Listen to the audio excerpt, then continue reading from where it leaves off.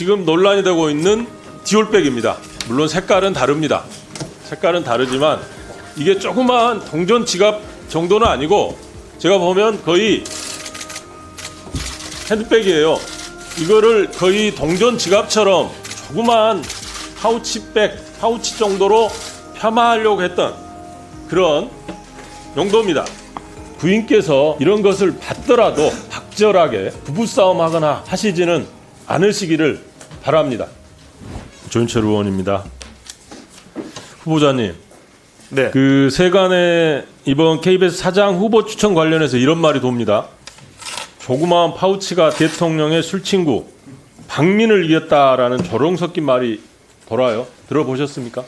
네. 예, 이런 이야기가 왜 나온다고 생각하십니까? 다수의 국민은 용산의 지령을 받은 행동대장 박민 사장이 박장범 후보자를 9시 뉴스의 앵커로 기용하기 전까지 박장범 후보자에 대해서 전혀 몰랐기 때문입니다. 왜냐하면 기자로 활동한 10년 남짓 동안 특별히 평가받을 만한 기사도 없었고 이후에는 앵커와 간부, 특파원, 이런 비서실장 등 이른바 꽃길만 걸었기 때문이라는 평입니다.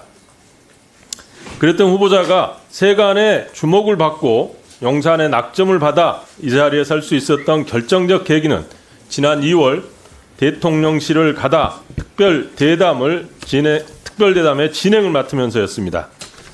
당시에 주가 조작, 양평 고속도로 등 김건희 여사의 수많은 불법 의혹이 불거지면서 대통령의 지지율이 10%대로 추락하자 용산에서는 대담쇼를 기획했던 것입니다.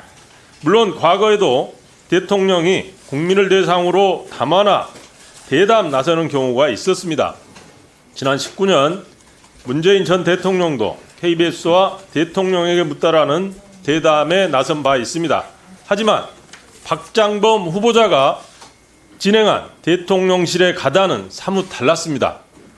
당시에는 생방송이었는데 이번에는 생방송이 아닌 녹화를 통해 철저히 기획된 각본대로 질문했고 답했습니다.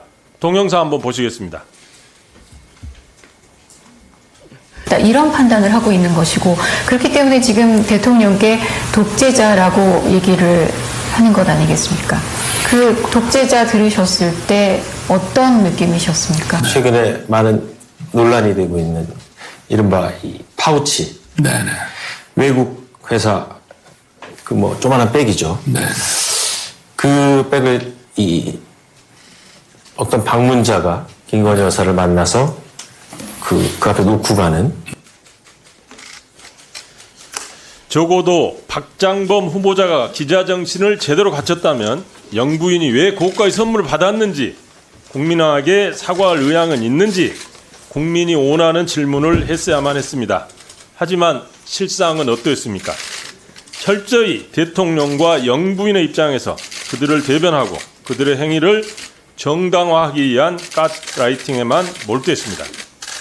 박장범 후보자가 이를 어떻게 정당하고 애국했는지 하나하나 따져보겠습니다. PPT 보시죠. 영부인과 수개월째 카카오톡으로 실제 대화를 나눴고 이미 고가의 화장품을 선물 받은 바 있었지만 박 후보자는 이를 신분이 검증되지 않은 자가 마치 영부인에게 접근한 것처럼 프레임을 씌워 질문에 나섰고 윤석열 대통령은 마치 질문을 기다렸다는 듯이 영부인으로서 국민을 박절할 수 없어 어쩔 수 없이 방문을 허락했고 선물과 몰카는 경호와 의전의 실패로 물타기에 나섭니다. 두 번째 보시겠습니다.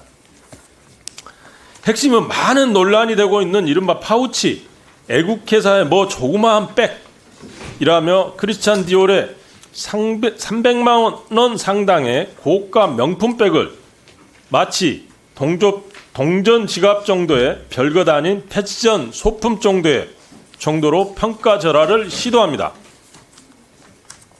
또한 최재형 목사는 김 여사에게 직접 디올백을 전달하기 일주일 전인 22년 9월 7일 카카오톡 디올백 포장 사진을 보냈고 이를 선물하겠다고 밝힙니다.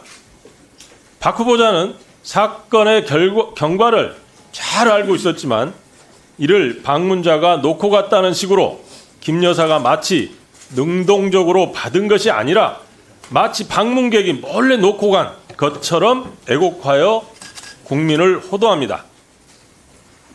또한 부정청탁을 위해 고가 선물을 주고받은 사실을 정치 공작으로 만들고 아무런 죄가 없는 김 여사를 정치 공작의 희생자 코스프레가 되도록 유도 진문을 던집니다.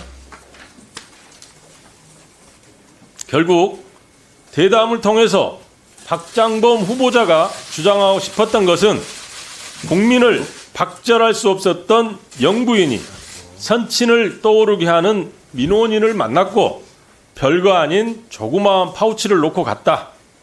사실 이건 부부싸움거리도 안 될 해프닝인데 이를 정치 공세로 몰고 가려는 야당의 정치 공작에 죄 없는 영부인이 희생된 사건이었다. 였습니까? 이걸 연출하려고 하신 거죠? 아닙니다. 아닙니까? 네. 근데 앞에 계속 제가 말씀을 드렸습니다마는 말씀과는 다르게 전부 그런 프레임과 그런 연출이 의도가 되는 게 보입니다. 의원님은 그렇게 보실 수 있지만 네. 제작 의도는 전혀 그렇지 않았습니다. 그러니까 제작 의도하고는 상관없이 실제로 국민들이 어떻게 느끼고 그거를 보는 시청자들이 느꼈냐가 중요하겠죠. 그 제작 의도에는 그렇게 안 썼을지는 모르지만 기획 안에는 안 썼을 수 있지만 마음속에 심중 쪽에 그런 식의 의도를 가지고 접근을 했다면 국민들은 그렇게 느낄 수밖에 없었을 겁니다. 네, 그런 의도를 가지고 접근하지 않았습니다. 후보자님, 너무나 저열하고 싸구려티가 나는 이번 대담쇼는 용산에서 기획하고 KBS 옷은 박 후보자가 연출한 작품이 맞다고 저는 생각합니다. 아닌가요? 저는 동의하지 않습니다. 사실 맞다면 후보자는 권력의 편에서 동의하지 않으시지만 그들의 입맛에 맞게 연출하는 재능 있는 연출자라고 봐야지 진행자라고 보기는 상당히 힘들어 보입니다. KBS 사장뿐만 아니라 장차 윤석열 정부에서 크게 성공해서 아마 장관까지 가지 않을까 싶습니다. 어떻게 생각하시나요? KBS 사장 임기 내에 네. 윤석열 정부가 끝나는 걸로 알고 있습니다. 아, 네. 제가 하나 좀 보여드리겠습니다.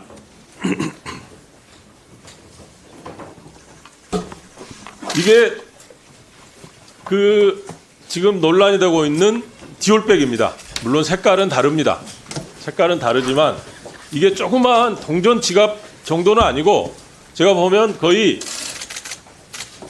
핸드백이에요. 이거를 거의 동전 지갑처럼 조그마한 파우치 정도로 폄하하려고 했던 그런 용도입니다. 혹시 후보자님, 네.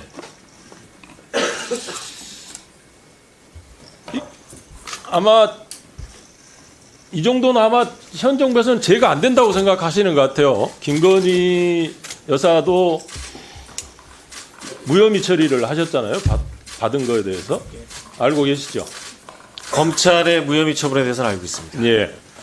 그래서 이 정도 받는 거는 아마 아무 죄가 안 된다라는 게 이제 현 정부의 판단인 것 같고 국민권익위원회에서도 홈페이지에 이 정도는 괜찮다라는 취지에 이미 홈페이지에 글을 올린 걸로 알고 있습니다. 혹시 우리 저 부인께서 이런 것을 받더라도 박절하게 부부싸움 하거나 하시지는 않으시기를 바랍니다.